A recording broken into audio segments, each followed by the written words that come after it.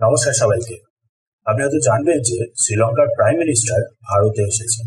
বিদেশমন্ত্রী S Jaishankar PM Narendra Modi সবার সাথেই মোটামুটি মিটিং করেছেন, সাথে ভিজিটও করেছিলেন আবার হিন্দু কলেজে, যেখানে তার কলেজ লাইফটা কেটেছিল। চেষ্টা করা হচ্ছে যাতে ভারত আর শ্রীলঙ্কার রিলেশনটা আরো একটু বেটার হয়। বাট এর সাথে সাথেই আবার উল্টো দিকে নিউজে ট্রেন্ড করা শুরু করে দিয়েছে একটা আইল্যান্ড ভারত আর শ্রীলঙ্কার মাঝখানে, যে আইল্যান্ডের কারণে আবার টেনশন বাড়া শুরু হয়ে গেছে ভারত আর শ্রীলঙ্কার মধ্যে। নাম হলো যার কাচ্চিতীঘু আইল্যান্ড। হামেশাই খবর আসে যে এই আইল্যান্ডের কাছ দিয়ে কিছু ভারতীয় ফিশারম্যানদের, মানে ভারতীয় জেলেদের শ্রীলঙ্কার নেভি অ্যারেস্ট করে নিয়েছে। রিসেন্টলি এই অক্টোবরই দুদিন আগেও আবার এরকম একটা ঘটনা ঘটেছিল। শ্রীলঙ্কার পিএম যে ভারতে ভিজিট করেছেন, তারপর যে ভারতের তরফ থেকে একটা প্রেস রিলিজ জারি করা হয়েছে, তার মধ্যেও এর একটা ক্লিয়ার ইঙ্গিত ছিল। অথচ দেখুন, এই আইল্যান্ডটা একসময় ভারতের কাছেই ছিল, এখন বর্তমানে শ্রীলঙ্কার কাছে আছে। তামিলনাড়ুর গভর্নমেন্ট, মানে ডিএমকে সরকার, রেগুলারলি কেন্দ্রীয় সরকারের কাছে চিঠি পাঠায় এই আইল্যান্ডটাকে আবার ফেরত নিয়ে নেওয়ার জন্য। এদিকে দেখুন, এই ডিএমকে পাওয়ারে ছিল তামিলনাড়ুতে যখন এই কাচ্চিতীঘু আইল্যান্ডটাকে শ্রীলঙ্কার হাতে ধরিয়ে দেওয়া হচ্ছিল। বলা হয় যে ফর্মার পিএম ইন্দিরা গান্ধীর একটা ভুলের কারণে আজও তামিলনাড়ুর জেলেদের অনেক প্রবলেম ফেস করতে হচ্ছে। ভারত আর শ্রীলঙ্কার রিলেশন যতই ঠিক পথে এগোক না কেন, ঠিক এই আইল্যান্ডের কারণেই আবার সেই বিগড়ে যায়।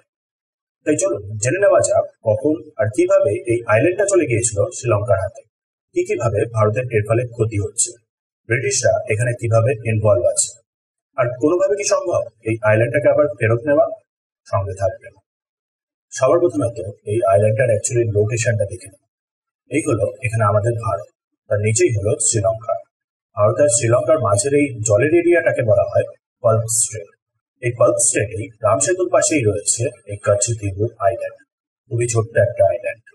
আর এই আইল্যান্ডটা নিয়েই এই এত ডিসপিউট। আপনি জানবেন হয়তো চোল সাম্রাজ্য ব্যাপারে।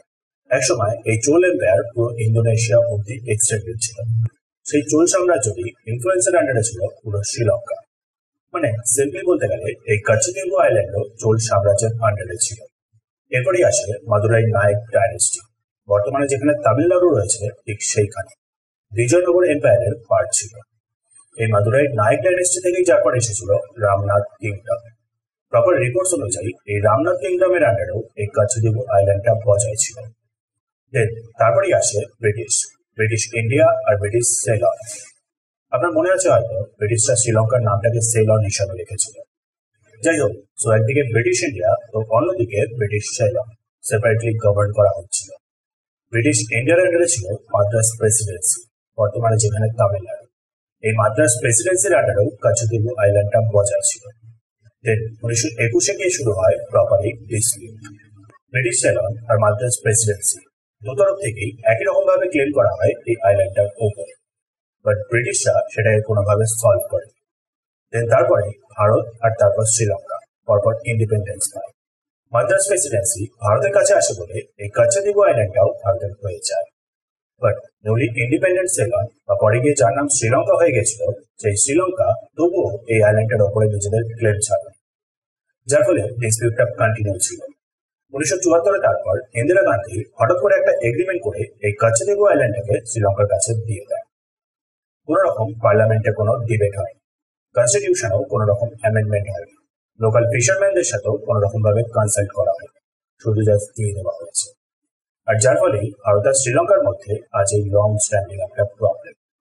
বলা হয় যে সেই সময় শ্রীলঙ্কাতে যিনি পিএম ছিলেন, প্রথম মহিলা পিএম, যিনি কিনা পুরো এই ওয়ার্ল্ডে পরপর 3টে টার্ম কমপ্লিট করেছিলেন, তার সাথে পিএম ইন্দিরা গান্ধীর একটা ভালো রিলেশন ছিল। সো সেই কারণেই ইজিলি এইভাবেই দিয়ে দেওয়া। নাও অলসো সেই সময় আবার তামিলনাড়ুতে পাওয়ারে ছিল ডিএমকে। রিপোর্টস অনুযায়ী এই কাচ্চিতীঘু আইল্যান্ডটাকে শ্রীলঙ্কার হাতে দিয়ে দেওয়ার সময় প্রপারলি ইনফর্ম করা হয়েছিল স্টেট গভর্নমেন্টকে। বাট সেই ডিএমকেই এখন আবার ডিমান্ড করছে কেন্দ্রের কাছে এই আইল্যান্ডটাকে আবার ফেরত নিয়ে নেওয়ার জন্য। অনেকের মতেই এখানে একটা পলিটিক্যাল অ্যাঙ্গেল আছে। সেন্ট্রালে যেহেতু বিজেপি আর ডিএমকে যেহেতু বিজেপির একটা অপোজিশন পার্টি, তাই এরকম একটা প্রবলেমেটিক সিচুয়েশন তৈরি করার চেষ্টা। বাট যাই হোক, যেটাই হোক না কেন, এইভাবে গিয়েছিল এই কাচ্চিতীঘু আইল্যান্ডটা শ্রীলঙ্কার হাতে। নাও এখন কথা হচ্ছে, পসিবল কি এখন ভারতের ক্ষেত্রে এই আইল্যান্ডটাকে আবার ফেরত নেওয়া? ওয়েল, টেকনিক্যালি বললে না। সমুদ্রে মেরিটাইম বাউন্ডারির কথাটা আপনি হয়তো জানবেন। দেশের সীমা থেকে 200 নটিক্যাল মাইল পর্যন্ত সেই দেশের এক্সক্লুসিভ ইকোনমিক জোন। দুটো দেশের মধ্যে ওয়াটার বডিটা থাকলে সেক্ষেত্রে আবার মাঝখান দিয়ে যায় সেই এক্সক্লুসিভ ইকোনমিক জোন। মানে ততটা অবধি ইচ্ছে মতন করে ফিশিং, মাইনিং, ড্রিলিং যা ইচ্ছা তাই করতে পারে, কেউ কোনো বাধা দেবার নেই। আইল্যান্ডটাকে ফেরত দিয়ে দিলে শ্রীলঙ্কার এই এরিয়াটা কমে যাবে, যেখানে কিনা বেশি পরিমাণে মাছ পাওয়া যায়। তার উপর আপনি হয়তো লক্ষ্য করেছেন এসব এরিয়া থেকেই বেশি পরিমাণে অয়েল, ন্যাচারাল গ্যাস আর রেয়ার আর্থ মিনারেলের রিজার্ভ পাওয়া যায়। ফেরত করলে শ্রীলঙ্কারই লস। সো আপনার মনে হয় এই অবস্থায় শ্রীলঙ্কা এই আইল্যান্ডটাকে আর ফেরত দেবে? বুঝতে পারলেন আশা করি 1974-এ কত বড় একটা ব্লান্ডার হয়ে গেছিল। এখন আবার দেখুন, জিও পলিটিক্সে কোনো কিছুকেই আবার পুরোপুরি নিশ্চিত ভাবে বলা যায় না। সো সেই দিক থেকে ভাবলে চান্স আছে, বাট কম। হতেই পারে ইন্দিরা গান্ধীর মতন করে সিমিলার একটা এগ্রিমেন্ট করে আবার ফেরত নিয়ে নেওয়া হবে। এখন দেখা যাক কি হয়।